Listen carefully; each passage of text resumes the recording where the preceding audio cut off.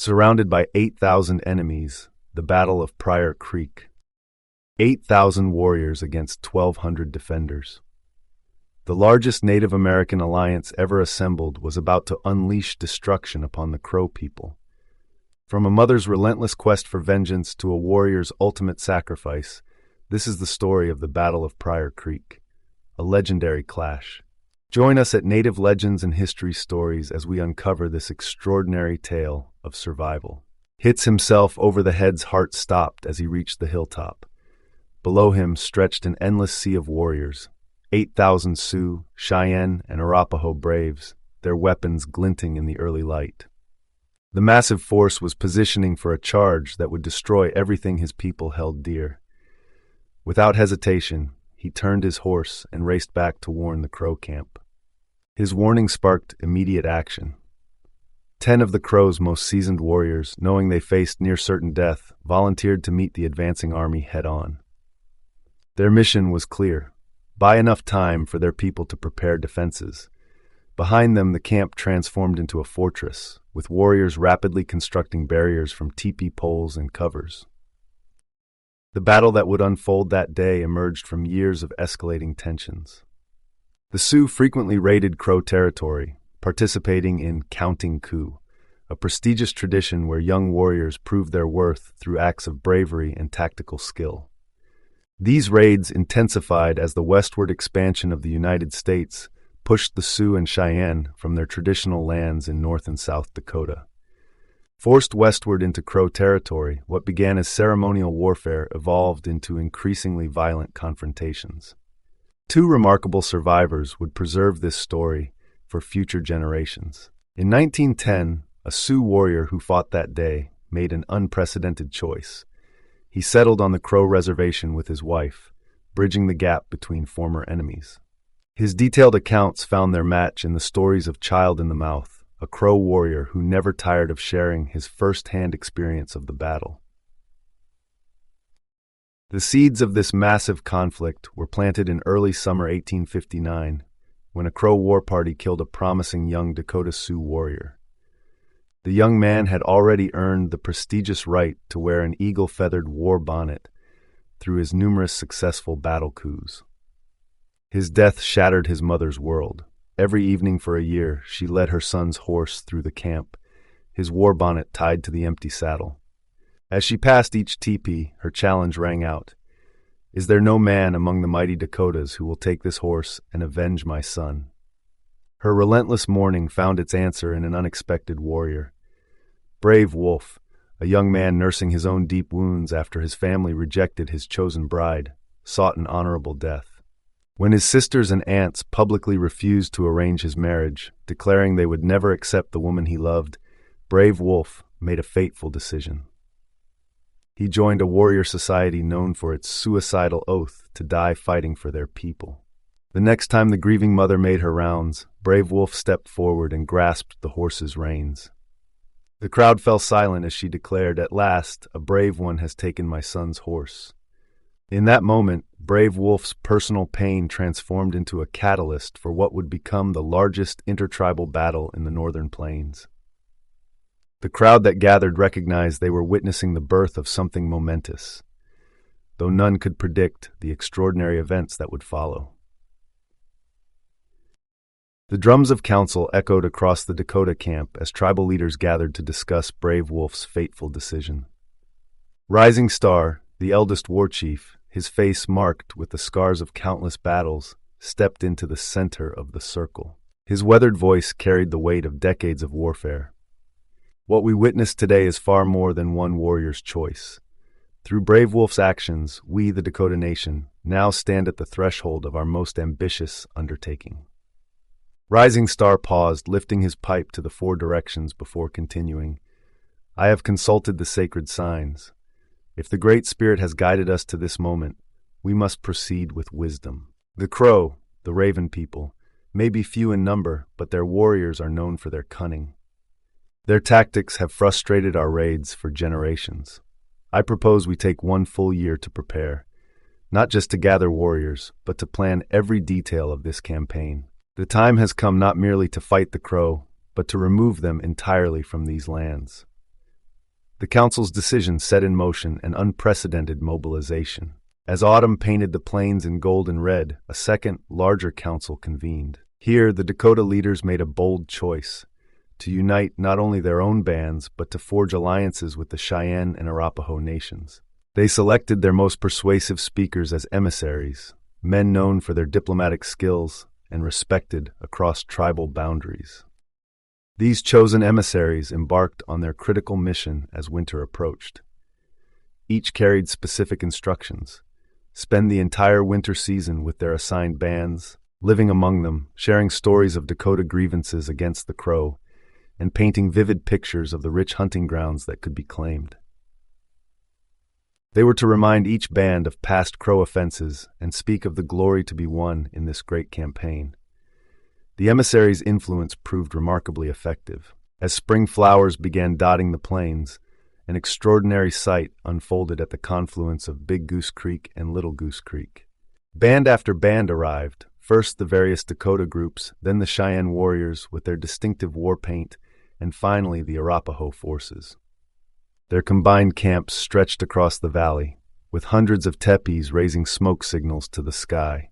Never before had the plains witnessed such a gathering. It marked the first time in recorded Sioux history that every band had united for a single military campaign. The scouts' report electrified the camp. The Crow were camped at Pass Creek, barely half a day's ride northward. The war chiefs immediately called an emergency council, but an unexpected voice would change the course of events. Night Horse, the respected Arapaho chief, rose to speak. His words fell like thunderbolts in the tense council. "You know me as Night Horse, leader of the Arapaho. My name brings fear to enemies across the plains, but today I must speak a different truth. I am Crow by birth. The blood you seek to spill is the blood of my relatives." Night Horse's voice grew stronger as he continued. "This is not a raid for honor or resources. This is not the way of our ancestors. To destroy an entire people, this path leads only to darkness. I will take no part in it." His next words carried both compromise and warning. "My warriors may choose their own path. They may fight alongside you if they wish. But hear my words well. This day will be remembered whether in glory or shame." Before the council could fully process his words, Night Horse had already ordered his personal camp struck. As his people moved toward the Bighorn Mountains, he executed a crucial plan, dispatching his 2 half-Crow sons on the fastest horses in his herd. Their mission was urgent: warn their Crow relatives of the massive army gathering against them. Meanwhile, the Crow camp at Rottengrass Creek burst into activity when Night Horse's sons arrived with their warning. The news of thousands of enemies just 1 day's ride away spurred immediate action. Women quickly dismantled tepees while warriors packed essential supplies and weapons. Their only hope lay in swift movement and the possibility of joining other Crow bands for strength. As their camp disappeared into the growing darkness, the massive Sioux alliance began their own march, their war drums echoing across the plains, marking the beginning of a pursuit that would lead to one of the most remarkable battles in Native American history. The massive war party's departure transformed into a powerful ceremony. Women's voices lifted in traditional farewell songs that had sent warriors to battle for generations. Their high-pitched victory cries pierced the dawn air, mixing with the deep-throated war whoops of warriors adorned in their finest battle regalia. Along the column, elder warriors, their faces painted with sacred symbols, raised their weathered voices in praise songs that told of past glories and promised new victories. The war party swelled beyond fighting forces alone. Hundreds of wives and young women followed their warriors, leading pack horses laden with supplies. Veteran warriors, too old now to fight, but eager to witness what they believed would be their people's greatest triumph, joined the procession. Their presence added gravity to the march. These men who had counted coup against the Crow for decades wanted to see their lifelong enemies finally defeated. When scouts reported the Crow's position near Bighorn River's canyon, the head chiefs gathered swiftly. What they found at dawn, however, was an empty camp of 400 abandoned lodges. The Crow had slipped away in the night. Standing among the vacant teepee circles, The chief in command made his calculations with cold precision. 3 warriors per lodge, he declared, puts their fighting force at 1,200. Against our 8,000 warriors, with more arriving daily, they have no hope. The chief's eyes blazed as he addressed his war council. When today's sun touches the western hills, the Crow Nation will cease to exist. Every warrior will fall. The old men who taught them their tricks will join them in death. His voice took on a calculated tone as he continued. But hear me, spare their boys. We will raise them as Dakota warriors, strong in our ways. Their women and girls will become our wives and mothers, bearing sons to defend our new lands when the white men push further west. From the Crow's defeat, we will build our future strength. By the next evening, the pursued Crow had reached Pryor Creek. In the gray light of dawn, a lone figure rode the ridgeline, hits himself over the head, searching for his band's horses. What he saw froze his blood. The largest war party ever assembled on the northern plains was mounting for a final charge. Thousands of warriors stretched across the horizon, their weapons gleaming, their war paint stark against the morning sky. Racing back to camp, his warning sparked immediate action. The Crow's 10 most seasoned warriors stepped forward without hesitation, men who had spent their lives defending their people's lands. They knew this might be their final charge, but if their sacrifice could buy enough time to fortify the camp, they would die fulfilling a warrior's highest duty. These 10 braves demonstrated the tactical brilliance that had made the Crow feared despite their smaller numbers. They charged directly into the enemy's center, their precise rifle fire dropping Sioux warriors from their horses. Then, executing a perfect fighting retreat, they drew thousands of warriors into pursuit. The valley erupted into chaos. War cries echoed off the hills, gunfire crackled across the creek bed, and the ground trembled under the thunder of countless hooves. Behind this action, the main Crow force had established their defense on carefully chosen ground, an open area that gave their marksmen clear shots while providing just enough cover for protection. As the Sioux and their allies crossed the creek, charging toward what they thought would be an easy victory, a Crow war chief's command rang out. The response was devastating. Coordinated volleys of arrows and bullets tore into the attacking ranks.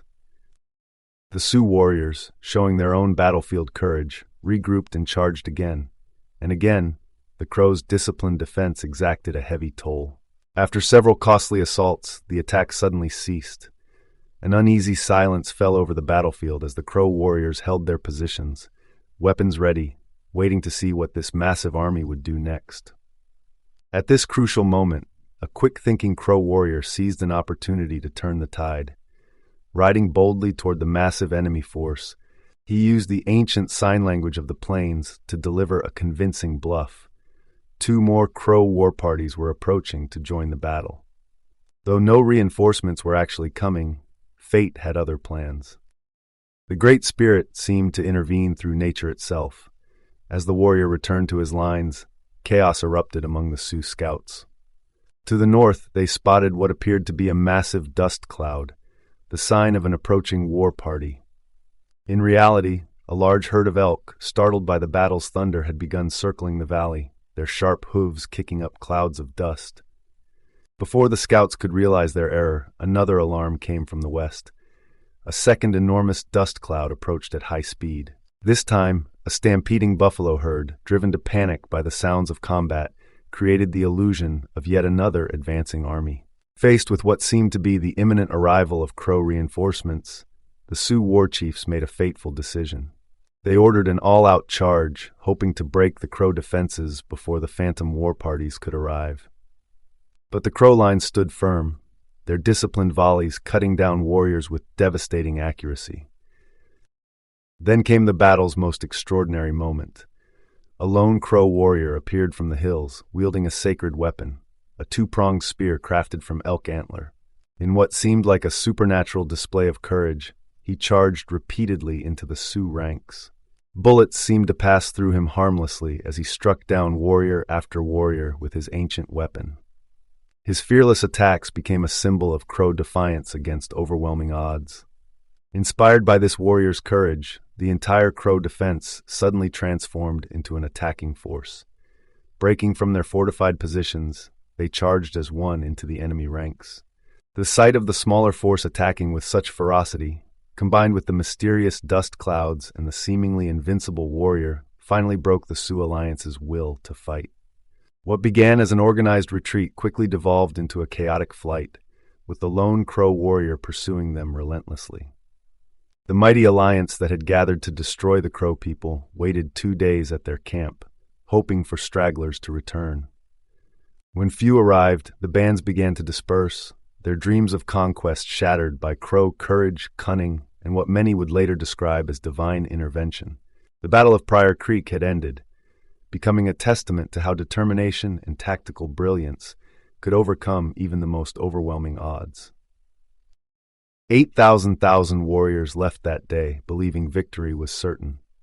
They never expected 10 brave defenders, 1 antler spear, and nature itself to write a different ending.